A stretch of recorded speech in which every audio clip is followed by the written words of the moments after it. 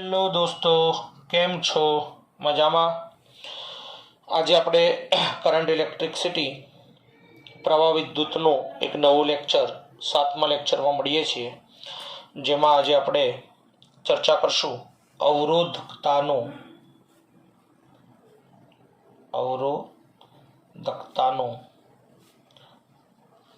તાપમાન પર આધાર.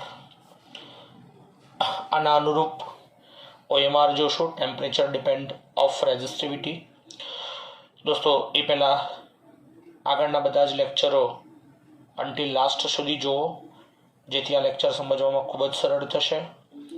અને ચેનલને સબસ્ક્રાઈબ કરો, લાઈક કરો.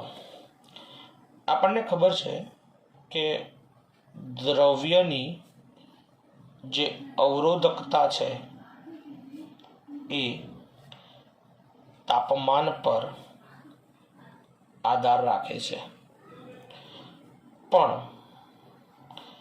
જે જુદા જુદા દ્રવ્યો હોય એ દ્રવ્યોની અવરોધકતા તાપમાન પર એક સરખો આધાર રાખતી નથી. એક સૂત્ર છે, જે સૂત્ર આપણે સાબિત કરવાની જરૂર નથી, યાદ જ રાખવાનું છે. Rho of theta is equal to rho of theta 0 1 plus alpha theta minus theta 0. ઘણી બુકમાં અહીંયા ટી અને T0 લખ્યું છે. રો ઓફ થીટા શું છે? તો થીટા તાપમાને અવરોધકતા. રો ઓફ થીટા 0 શું છે? કોઈક સંદર્ભ થીટા 0 તાપમાને અવરોધકતા. આલ્ફા એ તાપમાન ગુણાંક છે, અવરોધકતાનો તાપમાન ગુણાંક છે. સમજીએ દોસ્તો, આ જે આલ્ફા છે એ આલ્ફાનો એકમ થશે કેલ્વિન ઇનવર્સ અથવા સેન્ટ્રીગેટ ઇનવર્સ, અને પારિમાણિક સૂત્ર થશે ટી ઇનવર્સ. અવરોધકતા લખજો દોસ્તો, એ લખવાનું રહી ગયું છે મારે. અવરોધકતાનો તાપમાન ગુણાંક. આ સૂત્ર કઈ રીતે આવે છે? તો એના માટે આપણે રો વિરુદ્ધ ટીનો ગ્રાફ, જે ધાતુ માટે આપણે આગળ જોઈશું કે આ જે ગ્રાફ હોય રો વિરુદ્ધ ટી તાપમાનનો, ધાતુ માટે, તો અહીંયા જે ઢાળ બનશે ને એ ઢાળ એટલે કે delta rho upon rho 0 is equal to alpha થશે. અને એના પરથી આ સૂત્ર સાબિત થાય છે, જેની આપણે બહુ જરૂર છે નહીં, એટલે આપણે એની ચર્ચા પણ કરતા નથી. તો હવે દોસ્તો, ધાતુ માટે અવરોધકતાની આપણે ચર્ચા કરીએ તો આપણને લાસ્ટ લેક્ચરમાં ચર્ચા કરી દીધેલી છે, આપણે 5th લેક્ચરમાં, કે ધાતુ માટે ખાસ જોજો, ધાતુ માટે આલ્ફા ધન મળે છે, OMRમાં કામ લાગશે. અને ધાતુમાં અવરોધકતાનો તાપમાન જોડે શું સંબંધ છે? તો લાઈક ધીસ.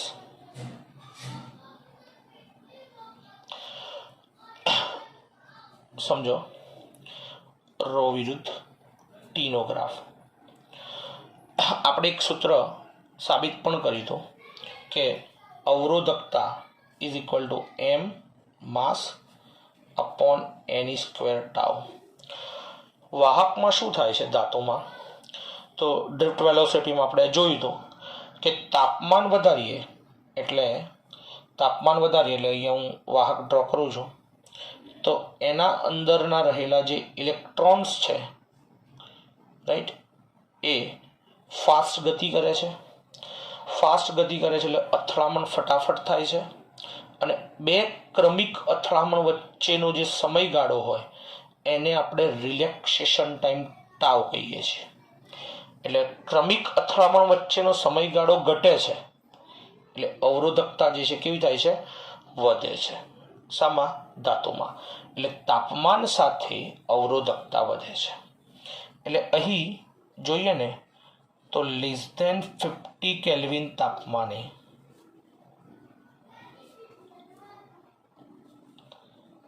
રો વિરુદ્ધ ટી નો સંબંધ અરેખીય મળે છે. જ્યારે રૂમ ટેમ્પરેચરે રો વિરુદ્ધ ટી નો સંબંધ રેખીય મળે છે, અને ખૂબ જ ઊંચા તાપમાને પાછો સંબંધ કેવો મળે છે? અરેખીય. આ જે છે ને એ કંડક્ટરની વાત થઈ દોસ્તો.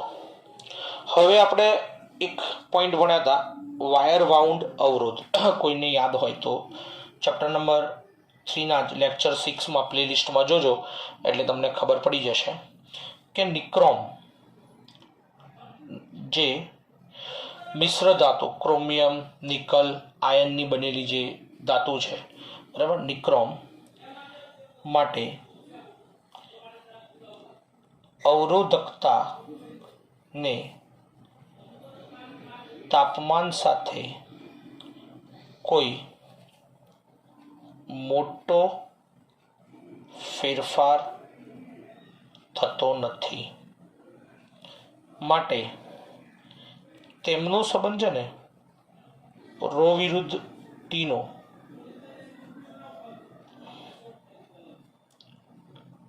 રેખીય મળે છે. આ રીતે ગોટ ઇટ? કારણ કે એમાં કોઈ મોટો ફેરફાર થતો નથી, અને એટલા માટે જ વાયર વાઉન્ડ અવરોધમાં તેનો આપણે શું કરીએ છીએ? ઉપયોગ કરીએ છીએ. ક્લિયર? ઓકે. હવે દોસ્તો આગળ વાત કરીએ અર્ધવાહકની. તો અર્ધવાહકમાં આપણે એવું જોયું હતું લેક્ચરમાં કે અવરોધકતા જે છે ને એ તાપમાન વધવાની સાથે ઘટે છે. સમજીએ અર્ધવાહક માટે. તો અર્ધવાહકમાં શું થાય છે? તો અવરોધકતા જે છે એ તાપમાન વધવાની સાથે આ રીતે ઘટે છે. ક્લિયર?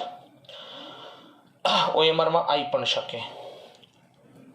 અવરોધકતા પ્લસ આલ્ફા જે છે એ ઋણ મળે છે અર્ધવાહક માટે. હા, કેમ મળે છે એની ચર્ચા આપણે નહીં કરીએ. ફરીથી આપણે પેલા સંબંધમાં જઈએ. રો બરાબર 1/σ m n² ટાઉ, જ્યાં ટાઉ રિલેક્સેશન ટાઈમ છે.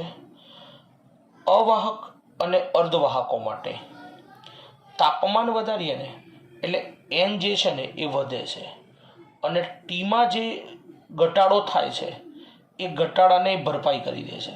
એમ છતાં પણ n વધે છે. એટલે શોર્ટમાં કહું ને તો તાપમાન વધતા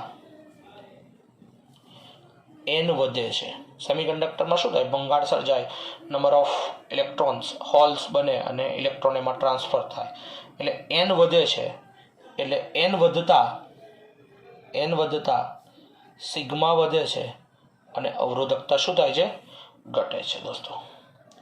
ક્લિયર? હવે જો વાત કરું આગળ તો આ જે સૂત્ર મળ્યું હતું rho of theta is equal to rho of θ0 1 plus alpha theta minus theta 0. બંને બાજુ એલ વડે ગુણી એ વડે ભાગી દઈએ તો એના ઉપરથી અવરોધનું સૂત્ર આર ઓફ થીટા બરાબર R of theta 0 1 plus alpha theta minus theta 0.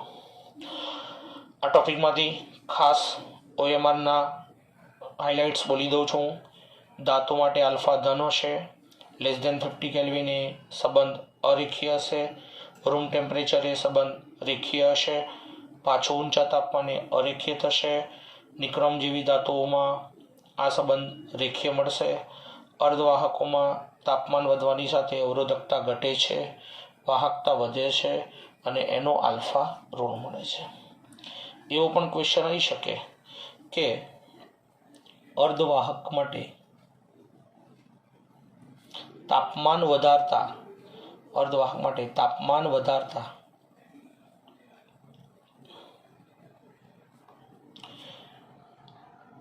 અવરોધકતા ગુણ્યા વાહકતા તો અચળ રહેશે. કેમ?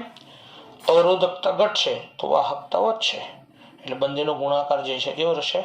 અચળ. આ પણ એક ઓએમઆર થશે દોસ્તો. આ જે છે બોર્ડ લેવલના ઓએમઆર છે, ગુજરાત લેવલના કામ લાગે એવા ઓએમઆર છે. એ સિવાય આપણે એક મોટો ઓએમઆર જોઈએ છે જે કામ લાગે એવા છે ઓએમઆર. 1 સેકન્ડ.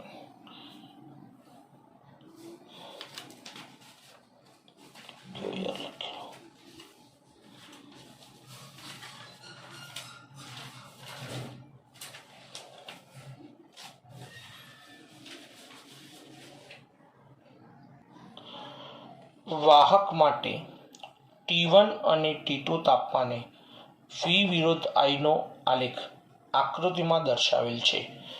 T2 માઇનસ T1 એ કોના સમપ્રમાણમાં છે તે દર્શાવો. બહુ સરસ છે ક્વેશ્ચન્સ બેટા, સમજો. આ થીટા છે, આ થીટા છે. આટલો ભાગ શું થશે? તો આખું 90 થાય, એટલે આટલો ભાગ શું થશે? 90 માઇનસ થીટા.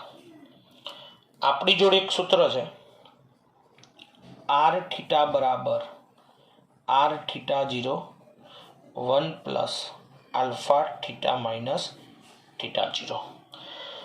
સંદર્ભ તાપમાન દોસ્તો થીટા 0 0 લઈ લો, એટલે આર થીટા બરાબર R theta 0 1 plus alpha theta. હવે શું કરો? T1 અને T2 તાપમાન છે ને, એટલે T1 તાપમાનનો અવરોધ શું થશે? R1 થશે 1 પ્લસ આલ્ફા T1. તે જ રીતે T2 માટે શું થશે? 1 plus alpha T2. Got it? હવે દોસ્તો આવું આપણે ભણ્યા હતા લેક્ચર નંબર 2માં. જોજો ઓમના નિયમમાં ઢાળ બરાબર tan થીટા અને tan થીટા બરાબર y ભાગ્યા x. અહીંયા y શું છે? વોલ્ટેજ, અને x શું છે? પ્રવાહ. હવે જો T1 તાપમાનનો અવરોધ શું થશે? R1 થશે. T2 તાપમાનનો અવરોધ શું થશે? R2 થશે. તો હું R1 ની જગ્યાએ શું લખી શકું? તો R1 માટે V ભાગ્યા I tan થીટા થશે. કેમ? કારણ કે tan થીટા બરાબર y ભાગ્યા x અને y ભાગ્યા x બરાબર V બાય I, અને V ભાગ્યા I ને અવરોધ કહેવાય. એટલે આ જે છે સ્વાભાવિકપણે શું થશે? tan થીટા થશે. જોજો દોસ્તો. તો T2 માટે tan થીટા પણ કેટલો? 90 માઇનસ થીટા થશે, કારણ કે એનો સ્લોપ બનાવીએ તો V ભાગ્યા I, એટલે ઢાળ બરાબર V ભાગ્યા I R2, પણ એનો થીટા કેટલો થાય છે? x અક્ષ જોડે 90 માઇનસ થીટા, એટલે અહીંયા શું લખાશે? tan 90 minus theta. Got it? R theta 0 1 plus alpha T2. આને દોસ્તો ઇક્વેશન નંબર 1 કહી દો. tan 90 માઇનસ થીટાને શું લખાય? કોટ થીટા, એટલે R theta 0 1 plus alpha T2, equation number 2. Clear my point? હવે શું તમને શું કીધું છે? એને T2 માઇનસ T1 કરવાનું છે. તો અહીંયા T2 દેખાય છે ને, અને અહીંયા શું દેખાય છે? T1 દેખાય છે. તો આ બે ઇક્વેશનોની બાદબાકી કરીએ તો આપણને જોઈએ છે એવું કંઈક પદ મળી જાય. તો આપણે શું કરીએ દોસ્તો? સમીકરણ